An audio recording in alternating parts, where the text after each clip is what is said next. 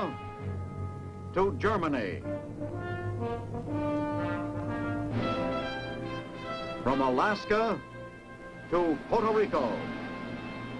All over the world, the United States Army is on the alert to defend our country, you, the American people, against aggression. This is the big picture. An official television report to the nation from the United States Army. Now, to show you part of the big picture, here is Sergeant Stuart Queen. How do you do? The American soldier in Berlin lives and performs his duties in a strange atmosphere. 100 miles deep in the Soviet zone of Germany, along with his allies in the British and French sectors of Berlin, he defends the prestige and interests of democracy. While in the east sector of the city, the Russians and their puppet government plot and propagandize against us.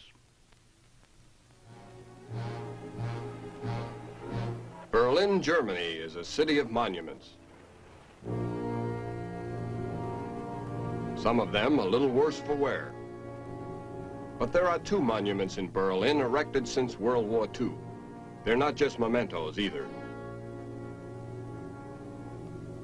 They are symbols of an unfinished story, an unresolved conflict. One erected by a hard and bitter conqueror, whose foot remains on the throat of the fallen enemy. A shrine to the might of the naked bayonet.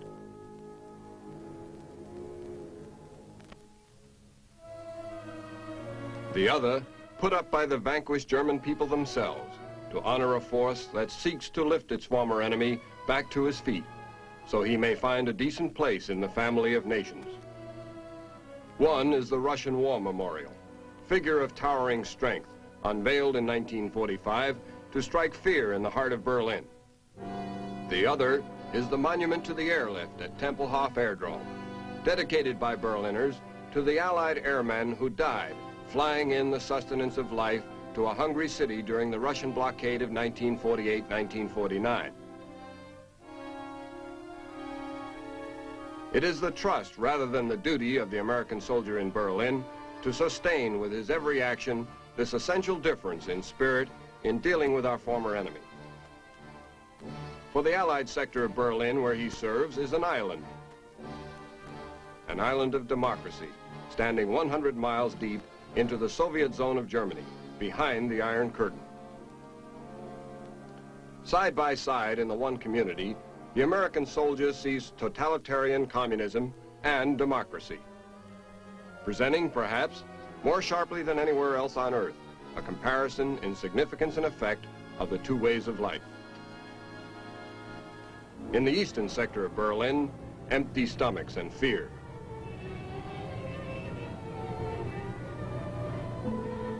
Hatred to make men with stones stand up against Russian soldiers with tanks. In the western sectors, a free people rebuilding their part of a shattered city with hope and with faith in the future. But let's explore Berlin through the eyes of the soldier. Members of the American garrison, 6th Infantry Regiment, stationed here to uphold and protect U.S. interests. Like the private first class there, and the corporal. How about it, men? Corporal, how does it all hit you? Well, I'm seeing a lot I never dreamed about back home in Greenway, Arkansas. Off-duty hours, my buddy and I get around quite a bit. There's a lot of sightseeing to be done in Berlin, all kinds of interesting ruins. Like the Kaiser Wilhelm Church on Kurfürstendamm, built by Wilhelm II in memory of his granddaddy. Isn't much but a shell now. The Nazis used it like a fort at the end and it really got hurt. Almost all over Berlin there are ruined buildings. Rubble spilling out of the few walls that are still up. Together with the bombing the city took and the last-ditch fight when the Russians were moving in, a lot of it really got blown apart. Now this used to be a real swank section of town. A lot of the embassies of foreign nations located around here. That was our Italian embassy when Mussolini was a partner of Hitler. And that was our own embassy, the Embassy of the United States. Pretty badly beat up. And here we are at the Russian War Memorial over in the British sector. The inscription under the soldier says, "Hail the victory of the Anglo-Soviet American military alliance over the German fascist invaders." But the memorial was unveiled back in 1945 when they were talking that way. Now they keep a guard on duty with a loaded Tommy gun all the time. The cannon is one of the pieces the Russians used in the taking of Berlin.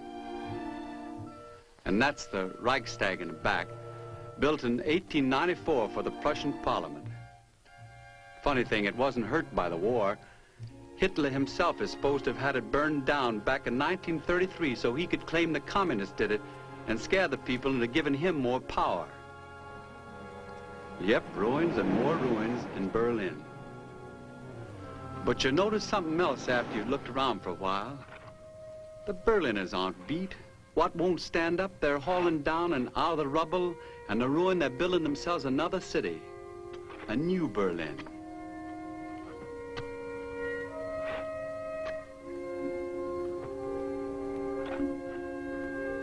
It's back-breaking work, doing it the hard way, without much machinery and fancy equipment.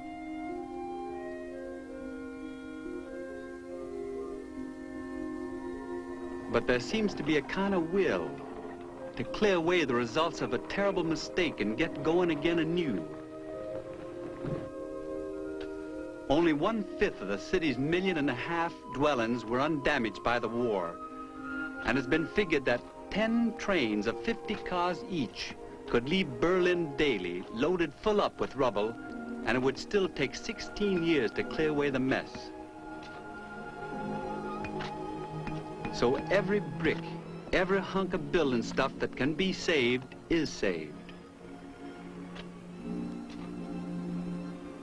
As for the rest, while they're beautifying the city with it, filling the debris up to make hills and turning the hills into parks like this. This used to be a flat area. Now it's the highest point in Berlin, a beautiful new park situated on top of a rubble heap. And Berlin comes out of the junk pile. New homes, new public buildings and factories, a new life.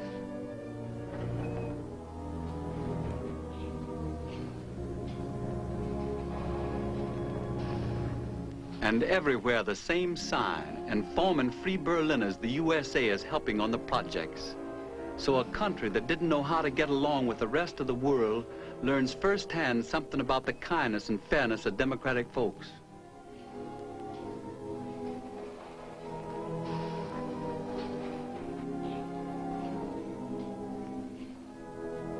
New houses for the homeless. A decent place to raise kids to help them grow up into decent people. Helping them to make Berlin beautiful again, restore the Tiergarten, one of the most beautiful parks in the world. New trees are growing already. The landscaping's coming along where it was all barren and stripped.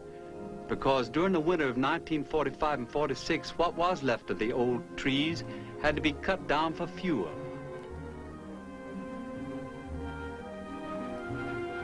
Most of the new trees are gifts from German towns all over the Western Zone. And they're tearing down that memory from a nightmare up on the hill. That concrete structure there was a giant air shelter during the war, built to house 30,000 people.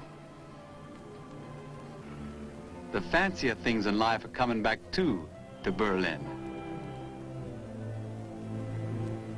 Walk down Kurfürst Dam and you'd think you were on 5th Avenue, New York City.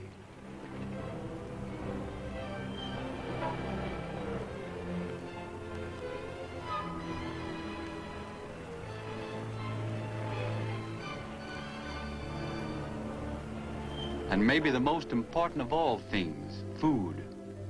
The western sector of Berlin are eating good.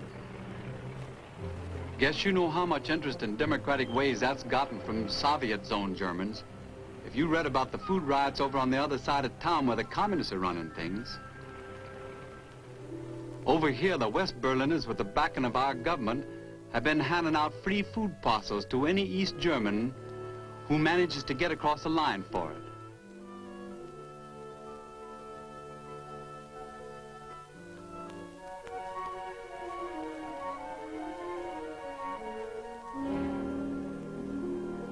Thousands have risked their necks to bust through the Iron Curtain to take advantage of the offer. With the Russians stopping train service and doing everything else they can to keep the people in their zone from coming over for their free food. So it's bored a kind of peephole in the Iron Curtain, with the Germans in the Soviet zone getting a look at how much better off the western sectors are, and giving the world a look at just how bad things are in East Germany.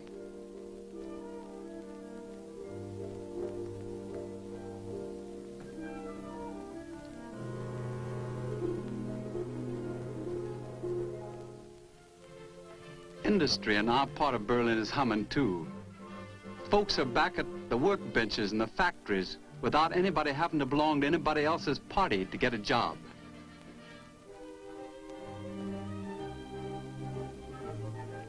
Production is on its way up to pre-war times, and that's in spite of anything the communists have been able to do to stop it.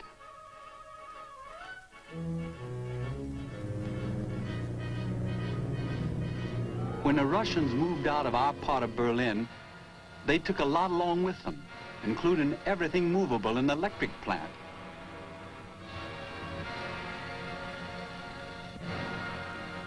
That meant no juice for industry or lighting, except what was supplied from East Berlin plants. That gave the communists the trump hand. But then with the help of the U.S., West Berliners went to work building up from practically scratch a new electric supply. Through the Marshall Plan, the United States supplied some of the necessary equipment. The rest was up to the Berliners.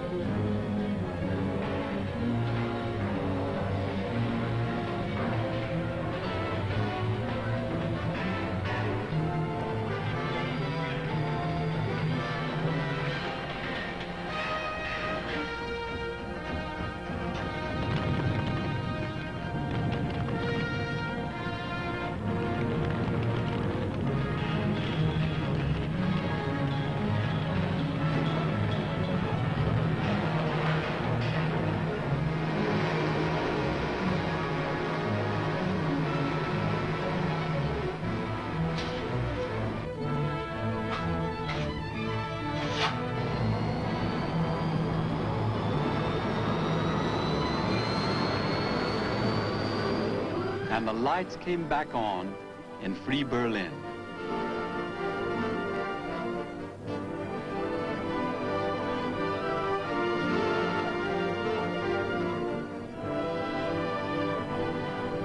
West Berliners are getting back to their cultural life too. The auditoriums that could be fixed up have been repaired, the movie halls altered, and concerts are a big thing in Berlin again. They've been doing some other kind of repairing also. Anti-Nazi musicians who were banned by Hitler are welcome back, like the great composer Paul Hindemith there. Daran, bisschen mehr, nicht so sehr stoßen und mehr ins Porte gehen. Da ist ein Takt, da haben wir alle kein Crescendo gemacht. Nach 52, 1, 2, 3, 4, 5, 6, 7, 8. Takt nach 52 haben wir alle Crescendo. Ferner, wenn Sie darauf können, vor 53, nicht alles ein bisschen breiter, gell? Alles aufs Breite hinspielen. Machen wir noch den Anfang. 2, 3.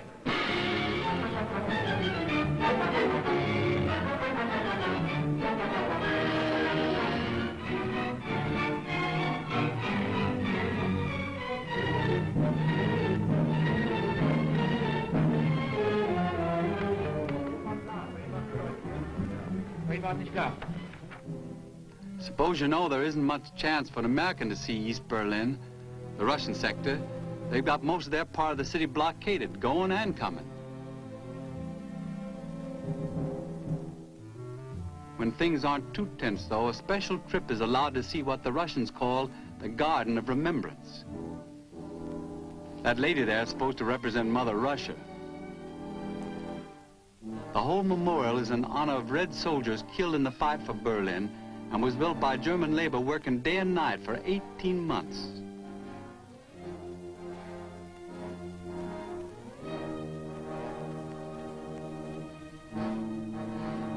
The Russian soldier on top of the mausoleum is carrying a child on his left arm. But in case anybody might think he's going soft, I guess, in his right hand, he's holding a double-edged sword. Sort of like the way they let tours come over into the Russian sector. Everything's going along nice and friendly, and then all of a sudden, like happened a little while back, one of the tour buses is fired on by communist police. Interesting thing about the Garden of Remembrance is that most of its material came out of the wreck of the Reich Chancellery, Hitler's old headquarters, which is also in the eastern sector. The hole in the back of the Chancellery is where Hitler and his bride are supposed to have ended up. They were believed cremated there after they committed suicide. The Russians made certain understandable alterations in design of the Chancellery building.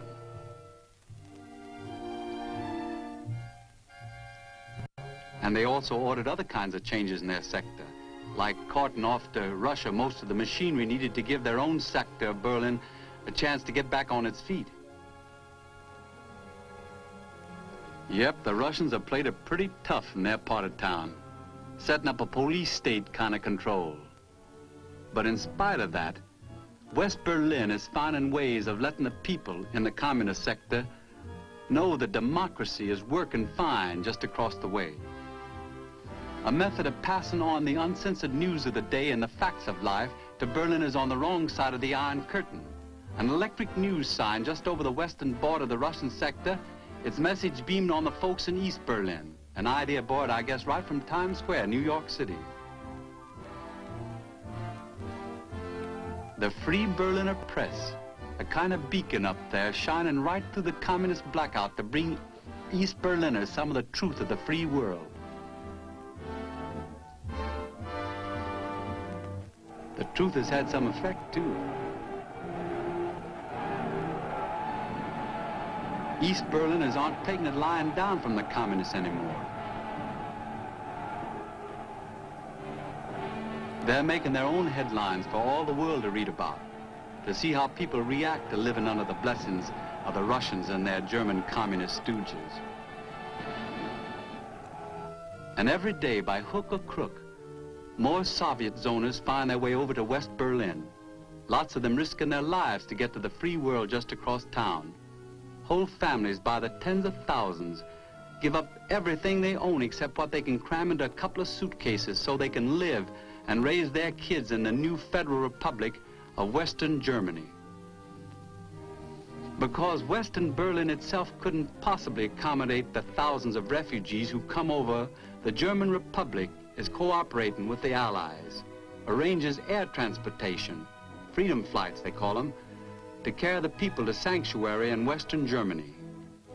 Every refugee is carefully questioned and screened on his reasons for leaving the Soviet zone. If he can prove that he fled because of extreme danger or equally pressing reasons, he is entitled to permanent residence in West Germany and the right to work there, besides his flight to freedom across the Russian territory surrounding Berlin. And business is good on this hop, with chartered planes flying out nearly 1,000 refugees every day, with backlogs of as high as 60,000 others waiting their turn for a freedom flight. The Kommandantur, which is the international body responsible for governing of West Berlin, occupies the Allied Control Building in Kleitz Park. There are poles in front of the buildings for the flags of 4 different nations: the French, the British, the American, and the Russian. Only the Russian flag don't fly there anymore. Their ideas just don't jibe with democracies on the way to lead a people back to an honorable life, and they walked out of the Kommandantur in 1948. Since then, the representatives of the remaining three powers, military and civilian, work side by side, relaxing controls, helping a democratic West Berlin establish itself as a part of the free world. Interestingly enough, the Russians continue to cooperate with the democracies on just one job in Berlin, guarding Spandau Prison. Maybe it's because it's a kind of a specialty of theirs, keeping people under lock and key. Anyhow, all four governments are responsible for guarding the prison, which has just a few inmates. But they're the top former Nazi leaders alive today. And that's how it is that American troops in Berlin still meet the Russians on peaceful terms, and the changing of the guard when we take over our tour.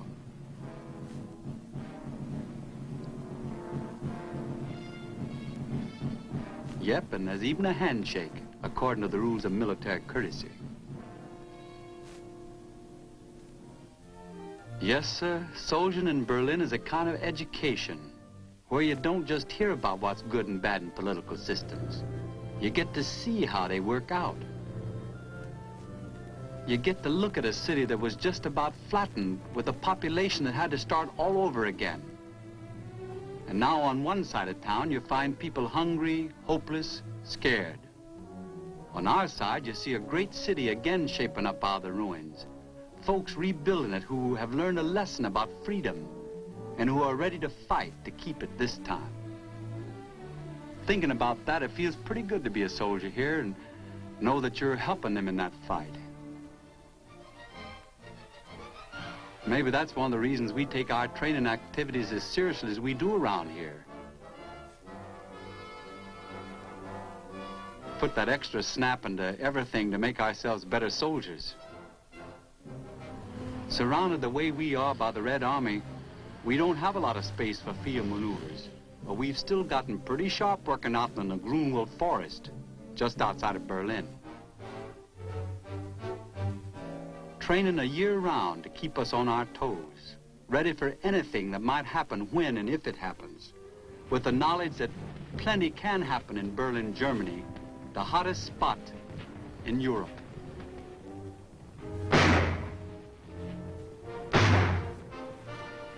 We're not trigger happy here, but we stay on close terms with our guns.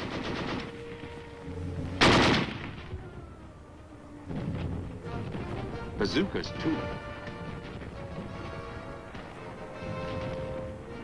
We want to get good with them. There are an awful lot of Red Star tanks roaming around in this neck of the woods.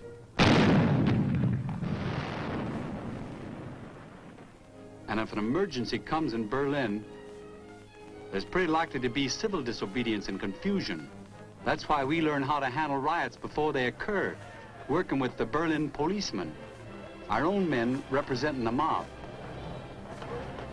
Main idea in our technique is to send the crowd home without bloodshed. Lives can be saved this way, instead of machine gun tactics like the Soviets have been practicing in their zone. Guess it's just another example of that difference between their side and ours.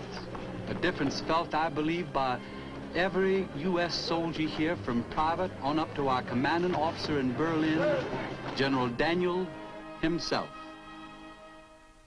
Berlin is a unique city divided into two opposing forms of government and two political ideologies.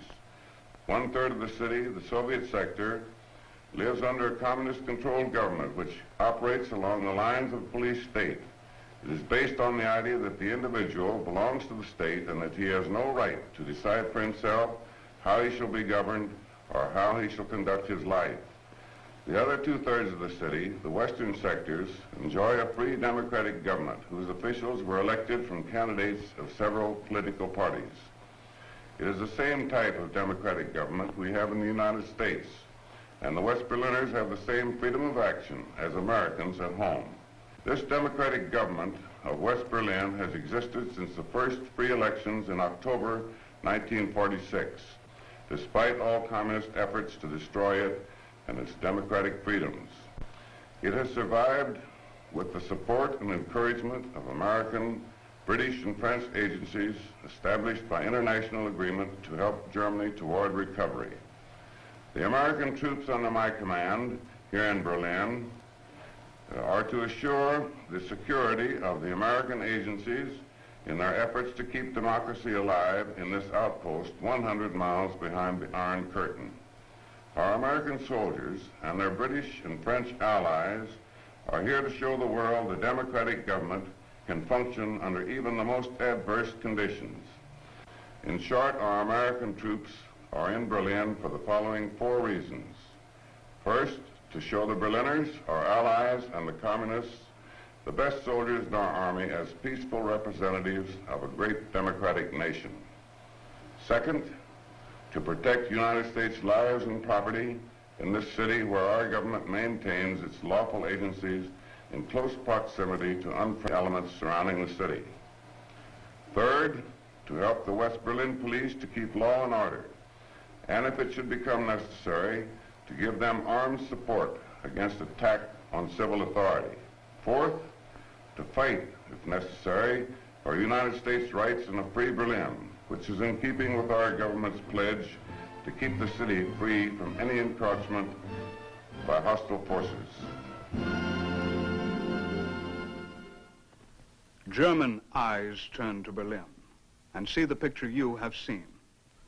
On one side of the city, hunger, fear, and brutal controls of the conqueror. On the other side, the West, a new Berlin building out of the rubble, and a free people have been given a chance to earn a decent future. It's the job of the American soldier and his allies in Berlin to defend that chance, to help them find an honorable place in the big picture. Now, this is Sergeant Stuart Queen inviting you to be with us next week for another story in the big picture.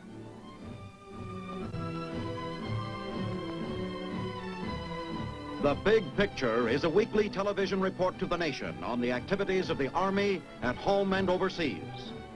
Produced by the Signal Corps Pictorial Center. Presented by the U.S. Army in cooperation with this station. You can be an important part of the big picture. You can proudly serve with the best equipped, the best trained, the best fighting team in the world today, the United States Army.